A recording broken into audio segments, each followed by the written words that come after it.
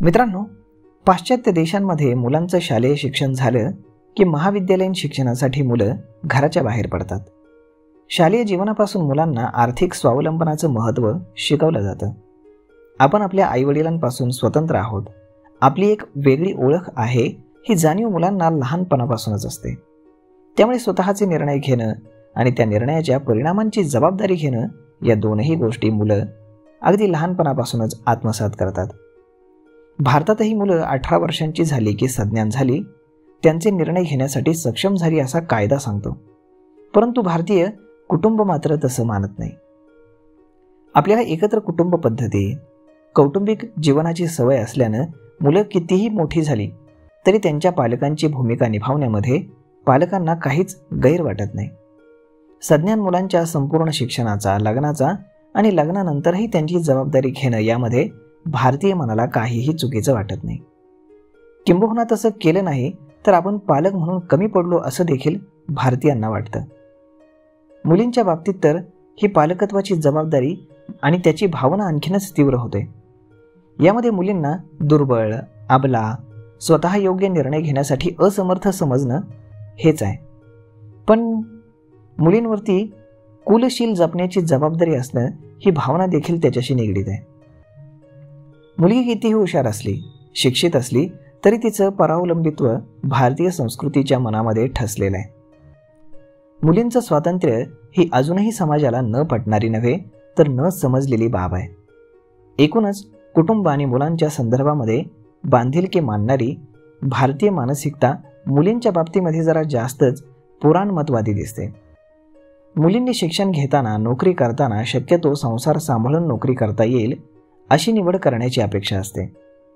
संसार सांभाळण्याला प्राधान्य देऊन जमेल तशी आणि जमेल तेवढीच करिअर करावीत अशी आजही अपेक्षा असते. मुलींच्या लग्नाच्या बाबतीत देखील मुलींनी कोणाशी लग्न करावं याबद्दल पालक अतिशय आग्रही असतात.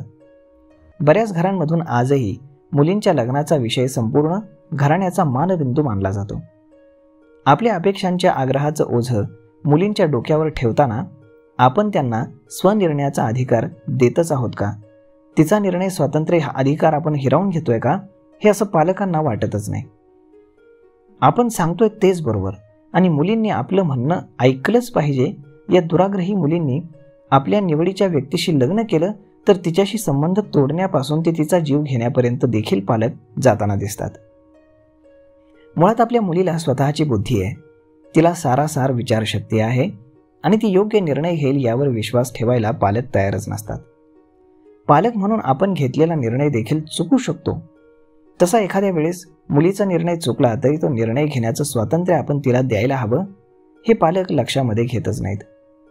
कधी अतिप्रेमापोटी तर कधी अतिसंरक्षक वृत्तीनं मुलींना स्वतःच्या मर्जीनं नवरा निवडण्याला विरोध होतो.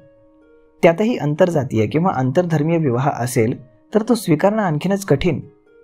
अशा प्रसंगी इतका टोकाचा विरोध होतो की शेवटी न्यायालयाच्या हस्तक्षेपाची आणि संरक्षणाची गरज आपल्याला भासते. भारतीय कायद्यानुसार मूल 18 वर्षांचं झालं की त्याला स्वयंनिर्णयाचा अधिकार प्राप्त होतो. त्याचबरोबर त्या निर्णयाच्या बऱ्या वाईट परिणामांची जबाबदारी घेणं हे ओघाने आलंच.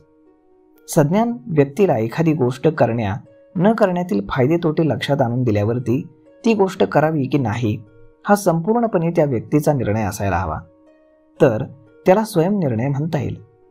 एखादी गोष्ट करण्यातील धोके पत्करायचे की नाही हा स्वयंनिर्णयाचा अधिकार राबवला की त्याच्या परिणामांची जबाबदारी टाळता येत नाही.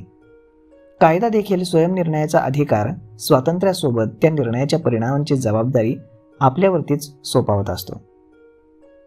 उदाहरणार्थ, सिगरेटच्या पाकिटावरती सिगरेट पिणं आरोग्याला हानिकारक असल्याचा वैधानिक इशारा असतो. परंतु तो इशारा मानावा की नाही, सिगरेट प्यावी की नाही याचा निर्णय कायदा सज्ञान व्यक्तीवरती सोडतो. थोडक्यात कायदा आपल्याला परिणामांची जाणीव करून देतो आणि स्वयंनिर्णयाचा अधिकार देऊन परिणामांची जबाबदारी आपल्यावरती सोपवतो. मुलींच्या, महिलांच्या सक्षमीकरणाबद्दल आपण बोलतो तेव्हा सक्षमीकरणाची सुरुवात आपल्या घरामध्ये, कुटुंबामध्ये बालपणापासून होत असते आपण लक्षात घ्यायला हवं. पालकांनी लहानपणापासूनच मुलींना सारासार विचार करून, योग्य अयोग्य परिणामांचा विचार करून स्वयंनिर्णय घ्यायला शिकवायला हवं. तसं स्वातंत्र्य द्यायला हवं आणि तसं करण्यास सातत्यानं उत्तेजनही द्यायला हवं. त्याचबरोबर आपल्या निर्णयांच्या बऱ्यावाईट परिणामांची जबाबदारी घ्यायला देखील शिकायला हवं. आपला प्रत्येक निर्णय बरोबरच ठरेल असं नाही. मग अशा वेळी अपयशाचा सामना कसा करावा, मनाला वाटणारं दुःख कसं हाताळावं आणि त्यातून बाहेर कसं पडता येईल याची फार लहानशा स्तरावरती सुरुवात करून देता येईल. उदाहरणार्थ, मुलीनं हॉटेलमध्ये एखादा पदार्थ मागवला आणि तिला तो आवडला नाही तरी तो संपवायलाच हवा, इतकी छोटीशी गोष्ट देखील मुलींना स्वयंनिर्णयाचा अधिकार देते. तसेच त्या निर्णयाच्या परिणामांची जबाबदारी घ्यायलाही शिकवते. आपला एखादा निर्णय चुकल्याचा किंवा चुकीचा ठरण्याचा धोका किंवा रिस्क असेल तर त्यासाठी काही प्लॅन बी असावा, हेही मुलींना शिकवायला हवं. केवळ नोकरी करण्यानं, अर्थार्जन आणि शारीरिक क्षमता वाढवल्यानं महिला सक्षमीकरण होणार नाही, तर मुलींना निर्णय प्रक्रियेमध्ये सहभागी करून घेणं, त्यांना स्वयंनिर्णयाचा अधिकार देणं आणि त्या निर्णयाच्या परिणामांची जबाबदारी घ्यायला शिकवणं, यातूनच मुलींचा आत्मविश्वास वाढेल आणि पर्यायानं महिला सक्षमीकरण होईल. न स्त्री स्वातंत्र्यम अहर्ती याचे दिवस खऱ्या अर्थानं मागे पडायला हवेत असं जर वाटत असेल तर मुलींचा स्वयंनिर्णयाचा अधिकार आणि स्वातंत्र्य मान्य करणं गरजेचं आहे.